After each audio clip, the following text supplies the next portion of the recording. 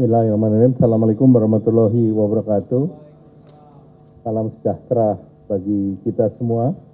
Yang kami hormati Bapak Menteri Perhubungan, yang kami hormati Bapak Menteri Ketenagakerjaan, teman-teman media cetak, media elektronik.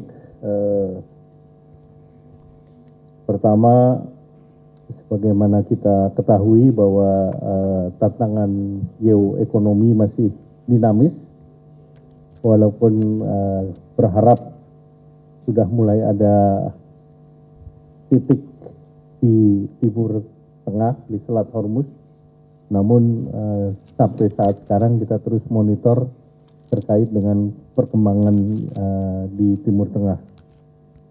Namun di lain situasi Indonesia, kita perlu terus untuk menjaga domestik ekonomi, dan kita juga harus jaga dengan langkah-langkah proaktif untuk mencegah dan mengantisipasi risiko eksternal yang mungkin muncul. Oleh karena itu, arahan Bapak Presiden pada kesempatan ini kami akan mengumumkan stimulus ekonomi di semester kedua. Bagian besar sudah disampaikan, sudah rapat rakortas, dan juga sebagian lagi merupakan arahan daripada Bapak Presiden. Nah, beberapa pilar utama dari kebijakan stimulus dan insentif adalah yang pertama terkait dengan pajak penulis. Ini berupa tarif khusus PPh final royalti sebesar 1,5% bagi penulis.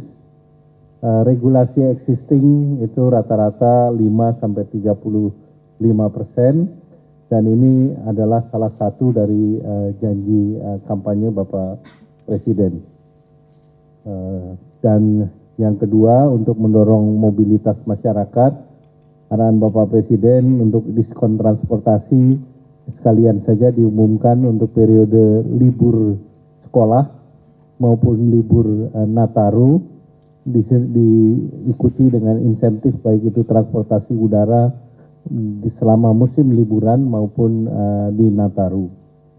Nanti Pak Menteri Perhubungan akan menjelaskan secara lebih detail. Nah, selanjutnya juga arahan Bapak Presiden dengan ketidakpastian situasi, maka pemerintah memberikan insentif untuk import LPG dan bahan baku plastik. Nah, pemerintah menetapkan bea masuk 0% untuk import LPG bagi industri petrokimia.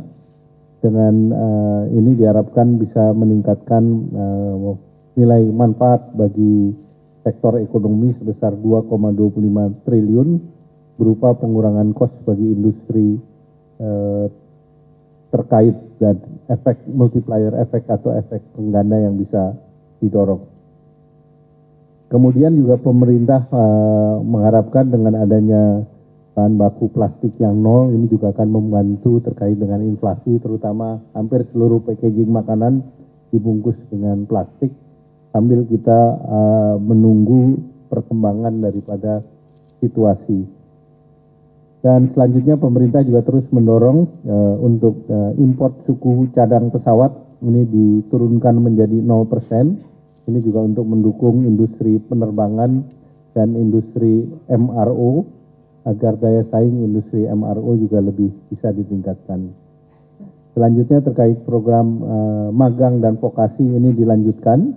Nanti Pak Menteri Tenaga akan menjelaskan terkait dengan program magang dan vokasi. Tentunya program magang dan vokasi ini kita akan dorong untuk dilaksanakan di paruh kedua, di semester kedua, sehingga ini bisa menjadi penggerak daripada perekonomian di masyarakat. Kemudian yang terkait dengan bantuan pangan, ini pemerintah sudah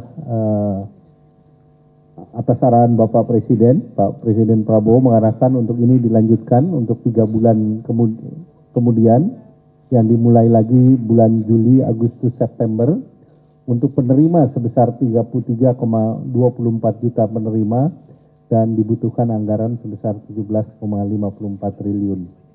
Dan kemudian ada satu program lagi, yaitu program stabilisasi harga pasokan pangan.